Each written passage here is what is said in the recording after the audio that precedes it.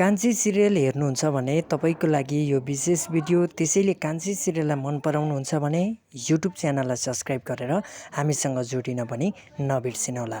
अब एपिसोडले कस्तो प्रस्तुत गर्दैछ र कुन विषयवस्तुलाई बढी फोकस गर्छ भन्ने कुरा यो भिडियो।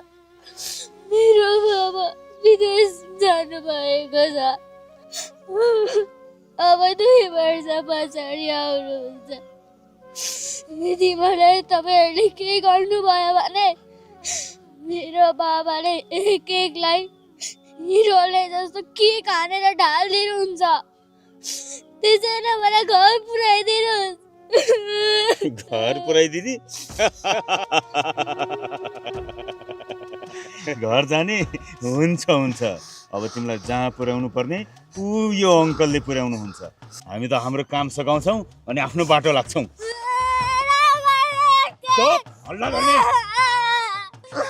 ओइ मानव रूपी दानव, तिम्रो मानवता भन्ने कुरा अलिकति पनि छैन। बिचरी यति सुन्दर बच्चालाई यस्तो कसरी छ त सँग? ओइ बच्चालाई छोड्दे, छोड्दे बच्चालाई, ओइ छोड्दे।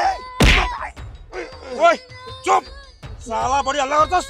सर यसले यहाँ बढी नै हल्ला गर्यो। हामी कतै सेपरेट ठाउँमा गएर हाम्रो काम सिद्धम। ठिक भनिस्, यसले धेरै नै हल्ला गर्न थाल्यो। यसको मुखमा टेप लगाइदे। ओइ छोड्दे बच्चालाई, टेप लगाइदे।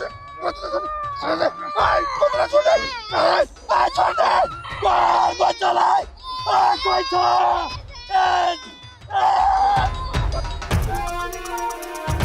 फेरि पनि भन्छु, तपाईँहरू नयाँ हुनुहुन्छ भने युट्युब च्यानललाई सब्सक्राइब गरेर जोडिनुहोला। अनि सागरलाई यसरी फसाउने गुन्डाहरूले जसरी पनि सजाय पाउनुपर्छ। सजाय उनीहरूले पाइसकेपछि, एउटा बच्चा बलात्कारी भइसकेपछि उसले आफ्नो ज्यान गुमाउँदाखेरि त्यो ज्यान गुमाए पनि उसले न्याय पाउनुपर्छ, उसले शान्ति पाउनुपर्छ भन्ने हामी जसलाई पनि लाग्छ। त्यसैले अब आउने एपिसोडमा सागर निर्दोष भइकन जसले सागरमाथि यो खेल खेलेर सागरलाई फसाएको छ त्यो मान्छेले सजाय पाउनुपर्छ र सागरको मितदाइले छिटोभन्दा छिटो सजाय दिलाउनको लागि आफ्ना सालाहरूलाई सही ठाउँमा पुलिसलाई ल्याएर जिम्मा लगाइदिनुपर्छ भन्ने तपाईँलाई लाग्छ कि लाग्दैन? आफ्नो कुरालाई कमेन्टमा लेख्नुहोला। र अब आउने एपिसोडमा चाहिँ सागर निर्दोष भएको र सागर र कान्छे एक भएको हेर्न चाहनुहुन्छ भने तपाईँहरूले एउटा कमेन्ट लेख्नुहोला। अब आउने एपिसोडको प्रतीक्षामा हुनुहुन्छ कि हुनुहुँदैन त्यो पनि आफ्नो कुरा कमेन्टमा लेख्नुहोला।